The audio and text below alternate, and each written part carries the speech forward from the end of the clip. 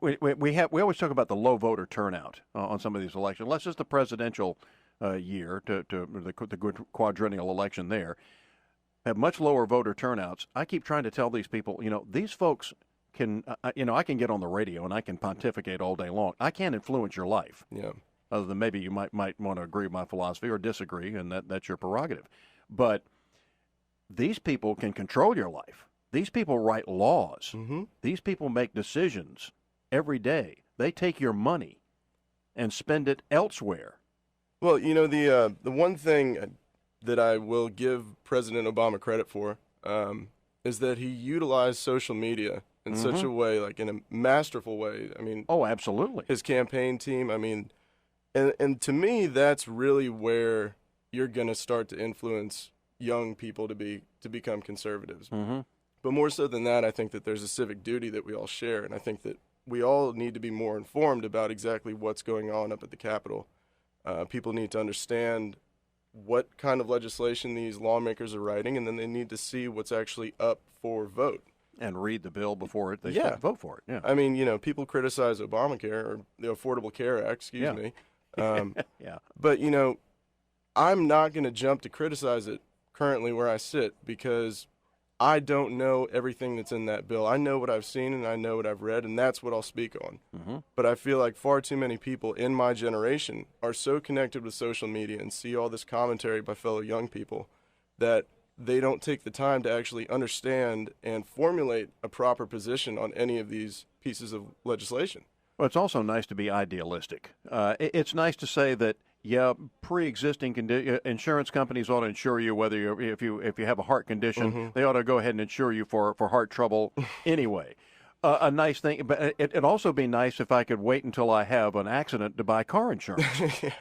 Well, and I think that you're touching on a point which is it plays into why I've really come towards the conservative ideology, which my personal top problem that I focus on is the economy. Yeah, that's what scares me to death. That's what's going to affect me the most. I mean, absolutely. I remember in a recent job interview about 6 months ago, we were talking about Obamacare and about my hours, and it was a part-time position, but it had to remain a part-time position because if I exceeded the part-time hours, then the company was going to take a hit, tax penalties from Obamacare. Yeah.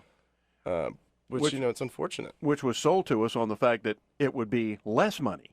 Yeah. Yeah. You could keep your doctor, and yet we see we're having doctor shortages now.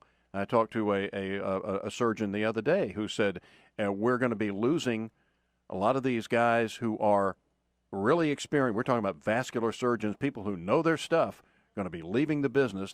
Most doctors now work for a hospital. They do not have an independent practice. Where they can make money, and if you work for the hospital, you work for a salary. Mm-hmm. And if you graduate from medical school, owing $400,000 or $500,000 or $600,000, it's going to be very hard to pay that back in any reasonable length of time before you're 65. Well, it got even harder the other day. Yeah, indeed. With the doubling of the rates, and all because the government has taken it up. There's no competition anymore. Yeah, see, my thing about any sort of cause that, you could call it a social welfare cause. I would much rather see private industry have the choice of a charity or some sort of way to create their own initiative to give back to society in some way or another. And frankly, I think that way works pretty well. Yeah. I don't want to be told who I'm going to help, how much I'm going to make. I don't want to be told that, and I'm scared because, that's the direction that I see this country going in at the moment. Indeed. And you're how old now, Alex? I'm 24. Yeah. So, and it's amazing. We'll wrap it up here with Alex Gold. If you have a question, 947-1290, and talk to him about a recent trip to Chicago. By the way, they have the Chamber of Commerce up there has some new bumper stickers. It says, "We weren't shooting at you." By the way, if you know that. 10 minutes before 9 o'clock right here at News Radio 1290 and 97.7 WTKS. Check out our website for all the 4th of July fireworks information. There's fireworks tonight. There's at Tybie's tonight. Mm-hmm. Also the Sand Gnats. Sand Gnats and Hunters tonight, is it not? Or no, Hunters tomorrow night. Or And is you it- have Savannah tomorrow night. You have Richmond Hill Saturday night. It's so confusing. That's why it's online at newsradiosavannah.com. That's right. We don't want to misguide anybody. Just look at our website. Mm-hmm. It's got all the poop. 10 minutes before 9 here at News Radio 1290 and 97.7 WTKS. Traffic next.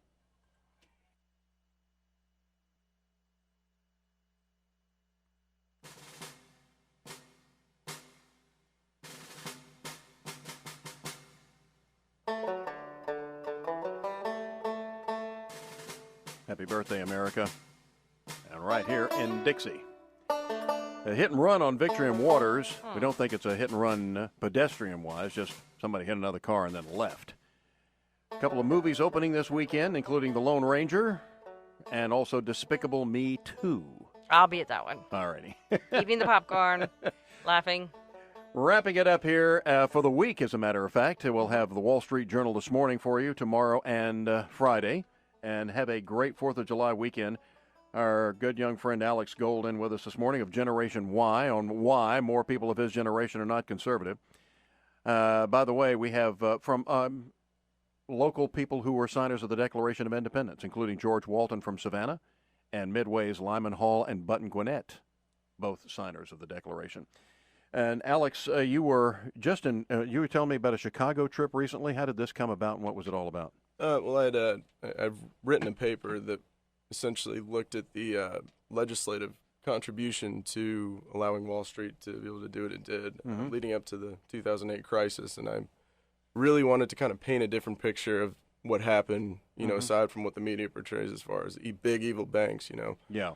And you know, I traced a path through legislation and figured out which regulations were stripped and essentially, just like I said, tried to show Washington's part in this crisis that we have now that they so badly want to put off on. Were you writing that for class and it got picked up and somebody invited you somewhere? How did it all come about? I had a professor who, Kathleen Burke at Armstrong. She's a good friend and a very good professor that challenged me to write a paper. Yeah, she's terrific. And I chose to write about this because I was interested in it. And how did the Chicago? Well, I connection submitted it to the Midwest Political Science Association, and they have an annual conference every year. It's international, and I was one of like 50 or 60 undergraduate students out of thousands that got selected to go and present. I mean, it was quite an experience. Let me say that. Wow, how did it go over?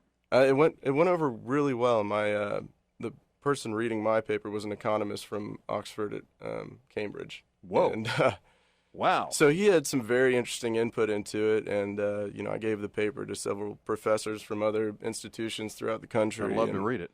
Yeah, no, I'm happy to get you a copy. All right, can we post it on our website? I'd be honored. All right, fantastic.